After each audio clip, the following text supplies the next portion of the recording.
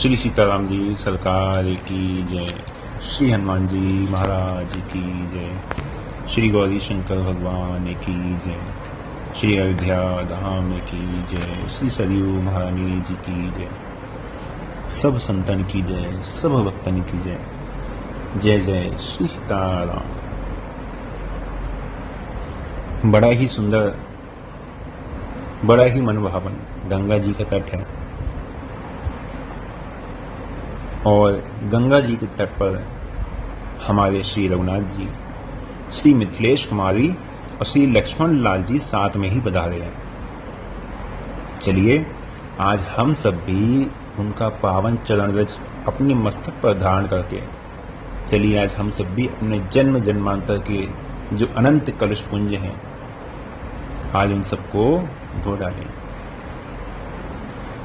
और राम जी का जो स्वभाव है उसका हम सभी स्मरण करें। वो क्या है?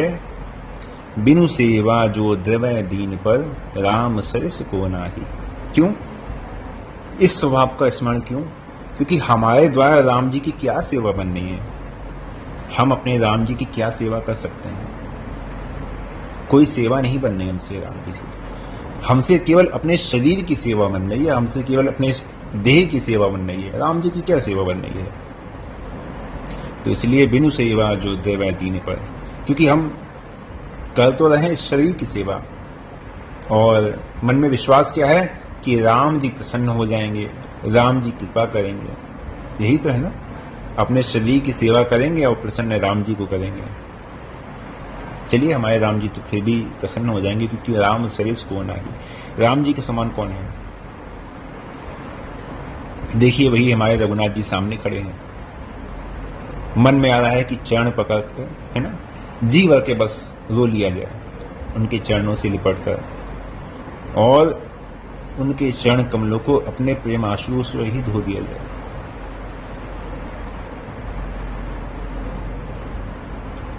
और उसी गंगा जी के तट पर एक और बैठा हुआ है राम जी का प्यारा, राम जी का प्रेमी, जो यही मन में ठान के बैठा हुआ है कि बस आज इन्हें आने दीजिए। तो चलिए आज उनकी ही वाणी सुनते हैं, है ना। आज जिस प्रकार से उन्होंने स्वयं को भवसागर से पार किया, उसी प्रकार आज हम भी राम जी के सामने अपने मन के भाव प्रकट करके स्वयं को भी इस भवसागर से पार लगाएंगे। हम सभी केवट के प्रसंग को स्मरण करते हैं। धन्य है केवट का प्रेम, धन्य है केवट की निष्कपट भक्ति, निश्चल भक्ति, और धन्य है सबसे अधिक केवट का अनूठा हट। संपूर्ण रामचरितमानस में यदि राम जी को जो सबसे अनूठा भक्त मिला है, जिसकी भक्ति वास्तव में सबसे अनुपम है और सबसे विचित्र है, वो है केवट। केवट का जो सामाजिक स्वरूप है वो कैसा है? लोक वेद सब भांति ही नीचा, नीच स्थिति में है, नीच जाति में है। जासु छाह छुई ले ही सींचा, जिसकी यदि छाया भी किसी के देह में पड़ जाए तो वो स्नान करना अपने लिए समझता है कि अब इसकी छाया पड़ गई तो अब मुझे स्नान करना पड़ेगा। और वही केवट आज राम जी के साथ में देखिए कैसे बात कह रहा है। वो राम जी यही बांधे सुर असुर प्रबल कर्म की डोर, जिन्हें सुर असुर सबको कर्म की डोरी में बांध रखा है। आज केवट ने उनको ही अपनी बातों में बांध लिया, और बांधा भी कैसे? ऐसे बांधना कि अपने पितामह, अपने जितने पूर्वज थे सबको बंधन मुक्त कर दिया। और जब राम जी ने कहा कि भाई हमको पार जाना है, नाव ले आओ, तो मांगी नाव न केवट आना, कैसी तुम्हारे मरम मैं जाना। जैसे ही राम जी ने नाव मांगी है तो बिल्कुल खुले और सीधे के सीधे शब्दों में बिल्कुल साफ इनकार, बिल्कुल साफ इनकार कर दिया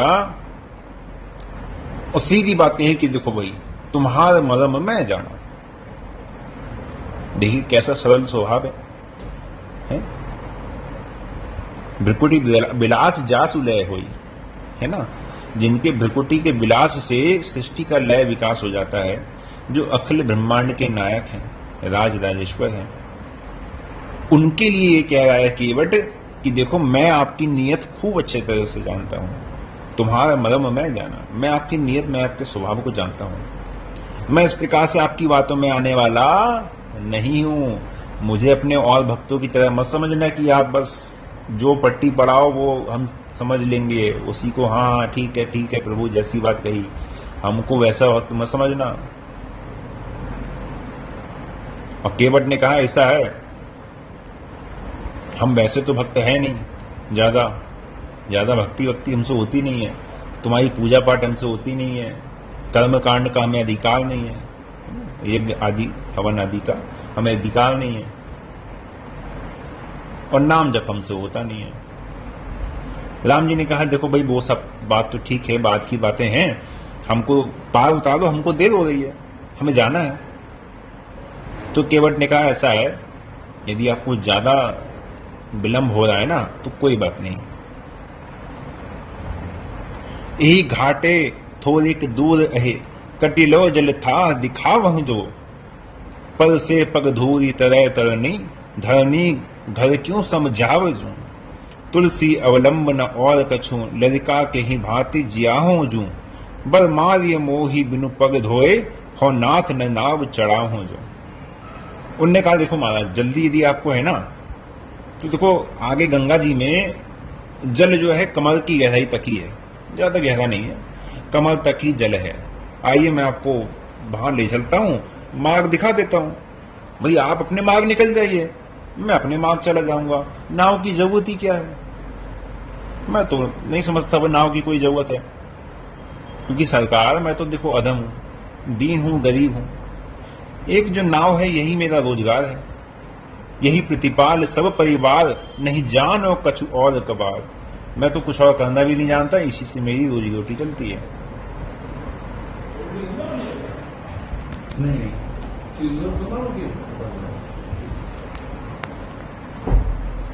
तो उसने कहा कि देखिए मैं तो कुछ और जानता नहीं हूं, मैं तो कुछ और जानता नहीं हूं, और ना जाने आपके जैसे कितने राजा महाराजा आते हैं, ना जाने चले गए, कितने उतर गए। हमें तो किसी से परिचय करने की आवश्यकता भी नहीं है कि हम पूछें कौन हो कैसे हो। भाई खरी मजूरी और चोखा काम, अपना तो काम करो और मजूरी ले लो, इतना ही है ना। भाई आपका यदि काम हो जाएगा तो आप क्या करोगे? थोड़ा बहुत इनाम दे दोगे। भाई जन्म भर तो हमारा इसी से काम है महाराज। तरनी मुनि घरनी घोई जाई, बाट पड़े मोही नाव उड़ाई। मैं देखो ऐसा काम तो करना नहीं चाहता, क्योंकि आपके चरणों की महिमा हमने भी सुनी है। तुम्हारा जैसा है, देखो मैं भी आपको विलंब हो रहा है तो ऐसा है, हम आपको मार्ग बता देते हैं, आपको भी काम है और आपको विलंब भी हो रहा है, तो चलिए इसी प्रकार से हम आपको आगे छोड़ देते हैं, कमल तक जल है, आप चले जाइए। लेकिन आप सोचें कि मैं आपको ऐसे नाव पे बैठा लूं, तो ऐसे तो मैं आपको नाव पे बैठाने वाला नहीं।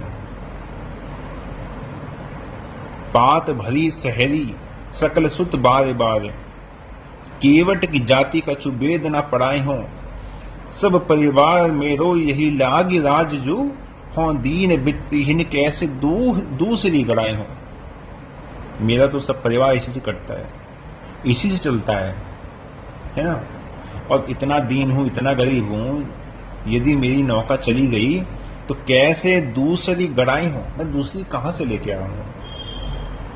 गौतम की धरनी जो तरनी तरेगी मेरी, प्रभु सो निषाद हवे के बाद न बढ़ाए हो। तुलसी के ईस राम राव रेसी सांची कहो, बिनु पग धोए नाथ नाव न चढ़ाए हो। आपके चरण बिना धोए नाव नहीं चढ़ाऊंगा मैं। आप तो जानते हैं, आपके चरणों की जैसी धूल मेरी नाव से छुएगी, मेरी नाव तो स्थिर बन जाएगी। अरे फिर अपने बच्चों को 2 रोटी कहां से मिलेगी, मेरे बच्चों को कहां से खिलाऊंगा। तो राम जी कहते हैं फिर क्या उपाय है। तो केवट कहता है प्रभु इसका एक ही उपाय है, एक ही उपाय है। वो क्या? पद पद्म धोई चढ़ाव नाओ, न नाथ उतराई चहो। आपके पैर धो के चढ़ाऊंगा। मोहि राम रावरी आन दशरथ, सपत सब सांची कहूं। बधु तीर मारहूं लसन पे, जब लगी न पाओ पखारहूं। तब लगी न तुलसी दास, नाथ कृपाल पार उतारे हूं। और क्या कहूं सरकार, बड़े सौगंध की बात कहता हूं, बड़े सत्य कहता हूं कि देखो बिना पैर धोए आपको पार नहीं उतारने का मैं। और ये छोटे सरकार, ये जो टेढ़े मेढ़े जो ताक रहे हैं ना, मुझे अपनी भाव ऊपर नीचे कर रहे हैं। बधु तीर मारहूं लसन पे, जब लगी ना पाऊ पका जाऊं। ये भले ही बाण मारकर मेरे प्राण ही क्यों ना ले लें, न मर जाऊंगा कोई बात नहीं। भाई मैं मर जाऊंगा तो क्या होगा, मेरे बाल बच्चों के लिए कम से कम मेरी नाव तो बच जाएगी। अगर ये मार देंगे तो आप तो पार नहीं जा पाएंगे, आप अपना कोई मार्ग देख लेंगे, लेकिन मेरे बाल बच्चों के लिए मेरी नाव तो बच जाएगी, कम से कम वो अपनी जीविका तो पार लेंगे। तो जो प्रभु पार अवसि गा चहूं, मोहि पद पदुम पखारन कहूं। तो यदि आप पार जाना चाहते हैं तो आप मुझसे कहिए कि मैं आपके पद पखारूं, आपके चरण धोऊं, आप मुझसे कहिए। और देखिए केवट की क्या स्थिति है ना। केवट ऐसा राम जी का भक्त है कि उसके रोम रोम में राम जी नमे हुए हैं। केवट के प्रेम का आग्रह देखिए, ऐसा दिव्य प्रेम है कि जिसको समझने की सामर्थ्य भी सब में नहीं है।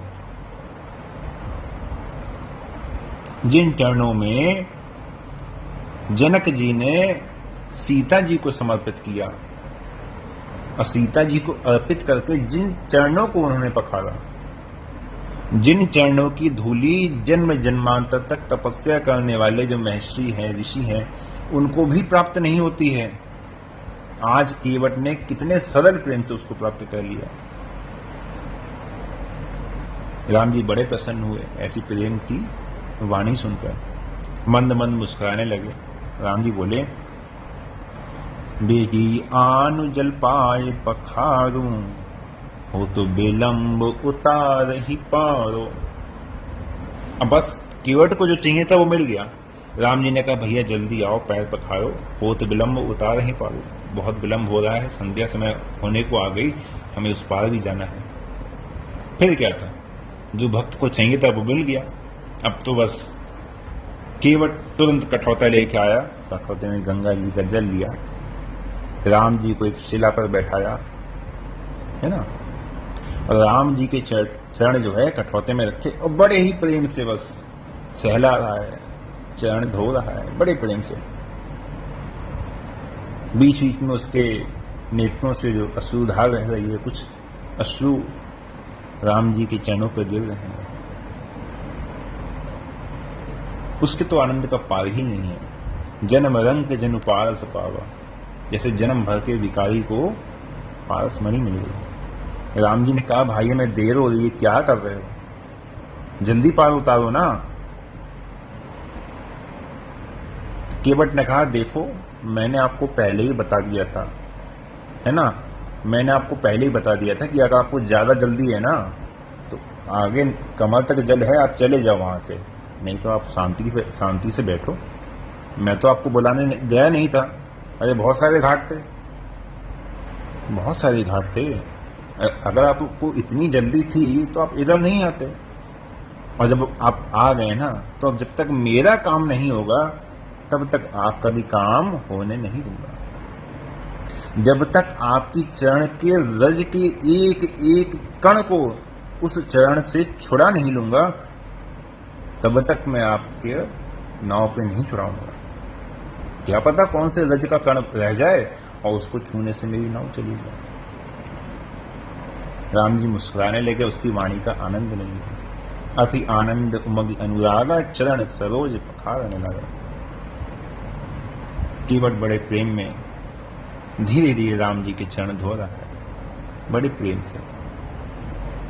अब विचार कीजिए, जिन चरणों की केवल पादुका, चरण भी भरत जी को प्राप्त नहीं हुए राम जी के, भरत जी को केवल राम जी की जो चरण पादुका है वो प्राप्त हुई है।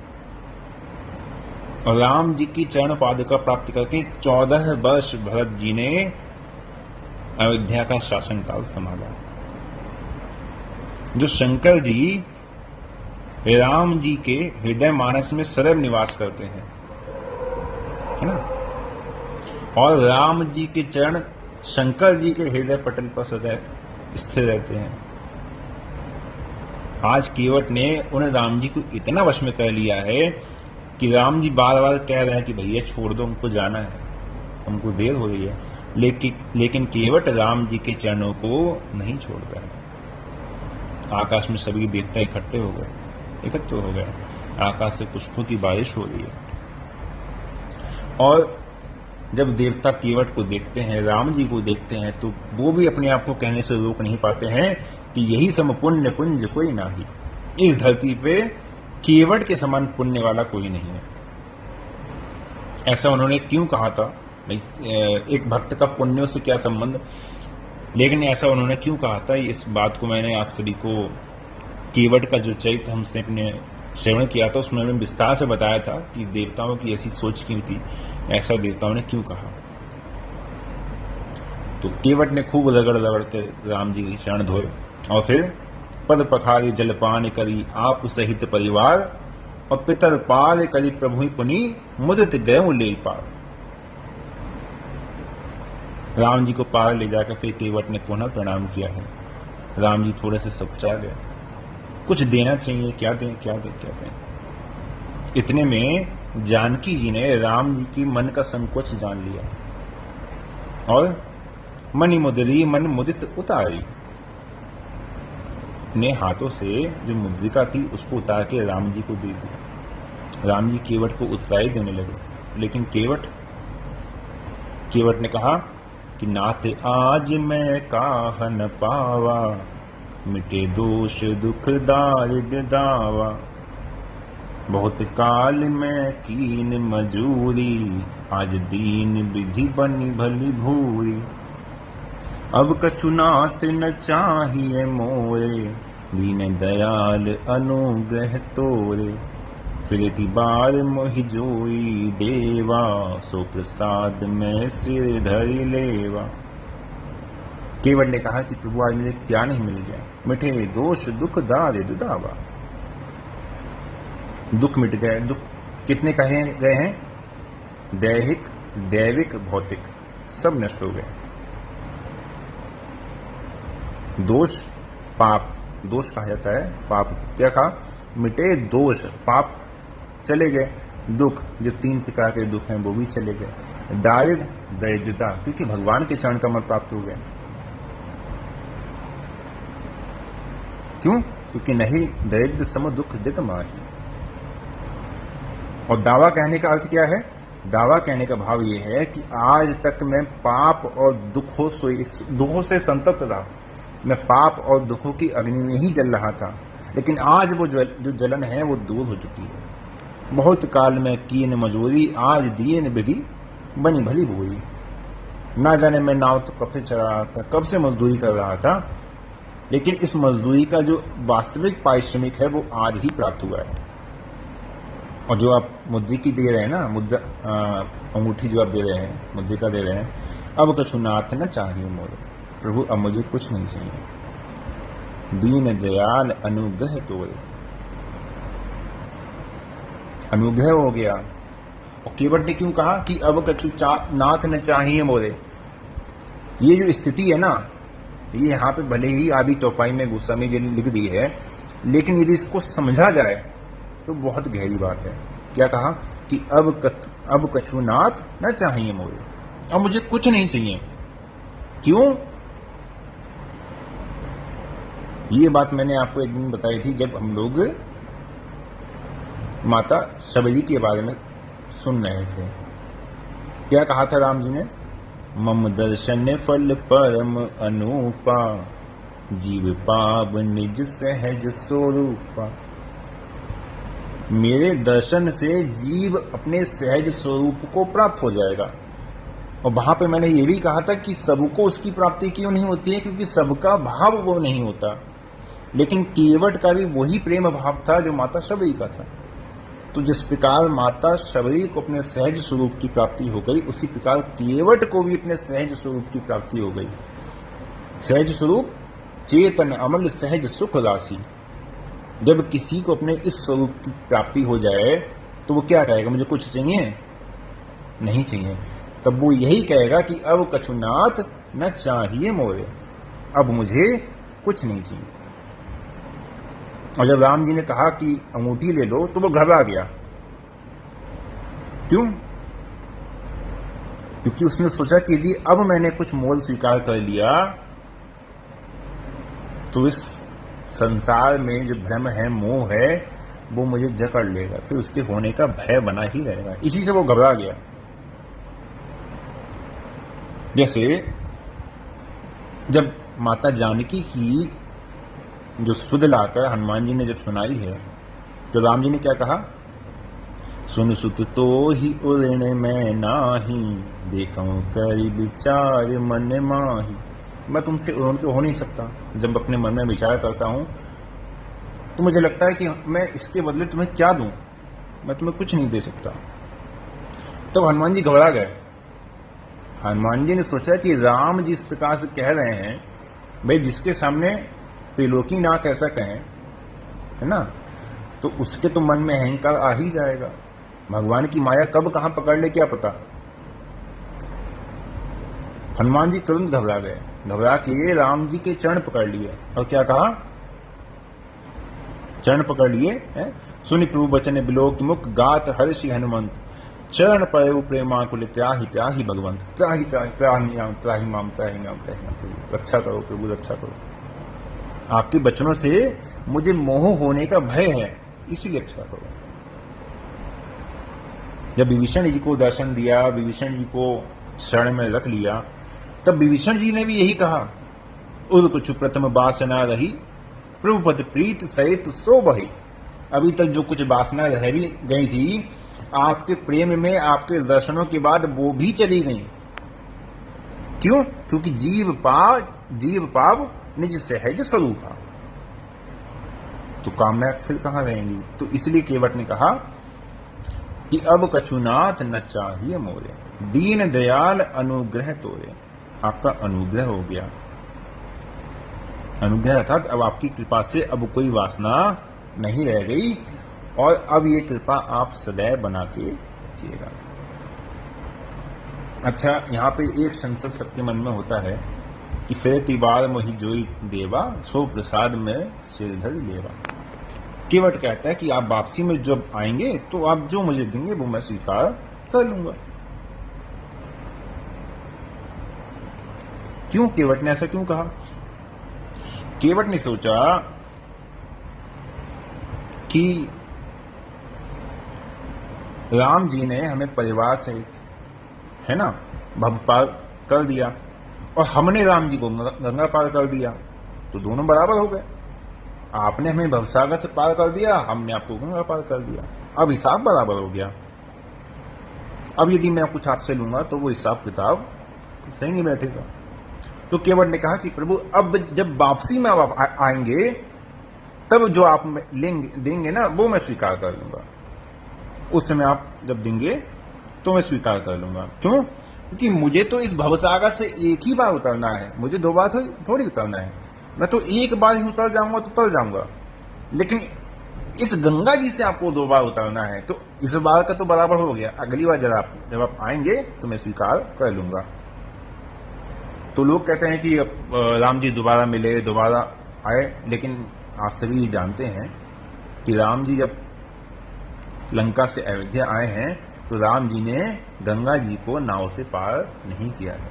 तो राम जी को केवट की आवश्यकता नहीं पड़ी है। राम जी पुष्पक विमान से आए थे, इसलिए केवट का वापसी में फिर वहां पे कोई चरित्र इस प्रकार से सुनने को नहीं मिलता है।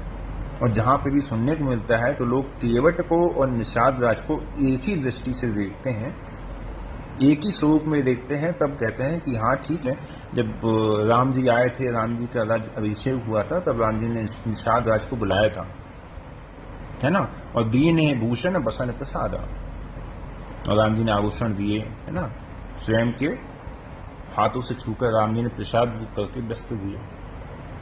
लेकिन वो निषाद राज को दिए थे। केवट का कहीं पे भी चरित्र नहीं आया है, केवट का जिक्र नहीं आया है ना। तो बहुत कीन प्रभु लसन सिए, नहीं कछु केवट ले, केवट ने कुछ भी स्वीकार नहीं किया। विदा कीन करुणायतन भक्ति विमल बर दे, राम जी ने उसको अपनी भक्ति प्रदान कर दी। जो विशुद्ध भक्ति नाथ जी को सनकादिक को भी दुर्लभ है, वो राम जी ने कृपा करके केवट को दे दी। कैसी विमल भक्ति, है ना। अविरल भक्ति विशुद्ध तब श्रुति पुराण जो गाव, जही खोजत जोगीस मुनि प्रभु प्रसाद को पाव। ये किसने वर मांगा था? कागभूषुंडी जी ने। यही जो भक्ति है, ये भक्ति राम जी ने केवट को दे दी। कौन सी भक्ति? विमल है, राम जी की विमल भक्ति है ये, जो कागभूषुंडी जी को दी थी। तो केवट का जो प्रसंग है वो यहाँ पे फिर पूरा होता है। तो आज के लिए हम लोग यही विश्राम देते हैं। जय जय श्री सीताराम।